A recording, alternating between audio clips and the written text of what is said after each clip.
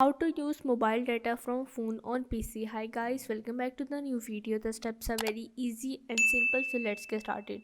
First of all, you have to attach your lead to your phone.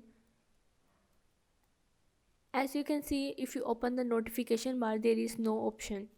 But once you attach your lead to your phone, here on the notification there is an option, that is Android system charging this device via USB. You have to click on it. Now here you have many options like file transfer, USB tethering, MIDI, PTP. Because you have to switch mobile data, you have to click on the USB tethering. Now if still this note option is not showing, you have to go on the notification management. And here you have to click on these three bars and go on the show system. And here you have to go on the USB tethering.